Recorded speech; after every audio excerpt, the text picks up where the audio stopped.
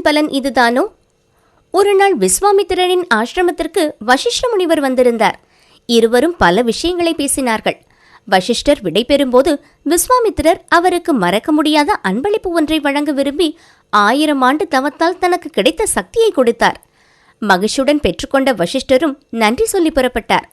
இன்னொரு சமயத்தில் வசிஷ்டரின் ஆசிரமத்திற்கு விஸ்வாமித்திரர் வர நேர்ந்தது. வசிஷ்டரும் அவரை அன்புடன் உபசரித்தார். புண்ணியம் தரும் ஆன்மீக விஷயங்களை மட்டுமே பேசினார். விடைபெறும் நேரத்தில் வசிஷ்டரும் விஸ்வாமித்திரருக்கு அன்பளிப்பு வழங்க விரும்பினார். இவ்வளவு நேரம் நல்ல விஷயங்களை பேசியதற்கு கிடைத்த புண்ணிய பலனை உமக்கு அளிக்கிறேன் என்றார். இதை கேட்ட விஸ்வாமித்திரரின் முகம் சுருங்கியது. நீங்கள் எனக்கு அளித்த 1000 ஆண்டு தவப்பயனுக்கு இந்த அரை நாள் நல்ல விஷயங்கள் பற்றி பேசிய புண்ணியமும் எப்படி சமமாகும் என்று தானே யோசிக்கிறீர்கள் என்று கேட்டார். விஸ்வாமித்திரரும் தலையாட்டினார்.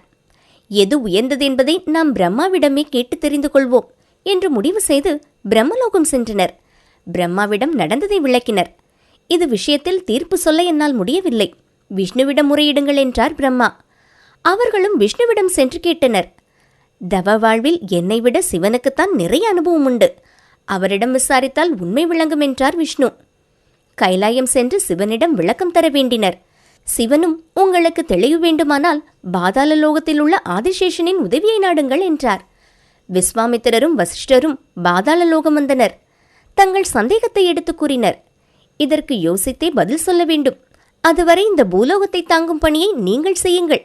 தலையில் சுமக்க கடினமாக இருக்கும், எனவே இதை ஆகாயத்தில் நிலைநிறுத்தி வையுங்கள் என்றார். உடனே விஸ்வாமித்திரர், நான் இப்போதே 1000 ஆண்டுகள் செய்த தவத்தின் சக்தியை கொடுக்கிறேன், அதன் பயனாக பூமி ஆகாயத்தில் நிலை பெற்று நிற்கட்டும் என்றார். ஆனால் பூமியில் எந்த மாற்றமும் உண்டாகவில்லை. அது ஆதிசேஷனின் தலையிலேயே நின்று கொண்டிருந்தது. வசிஷ்டர் தங் பங்குக்கு 1/2 மணி நேரம் நல்ல விஷயங்களை பேசியதால் உண்டாகும் புண்ணியத்தை கொடுக்கிறேன் என்றும் இந்த பூமி அந்தரத்தில் நிற்கட்டும் என்றார். இதை சொன்னதும் ஆதிசேஷனின் தலையிலிருந்த பூமி கிளம்பி அந்தரத்தில் நின்றது.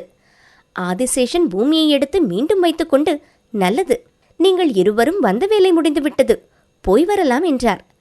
கேட்ட விஷயத்திற்கு தீர்ப்பு சொல்லாமல் வழி அனுப்பினால் எப்படி என்று ரிஷிகள் இருவரும் ஒருமித்த குரலில் கேட்டனர்.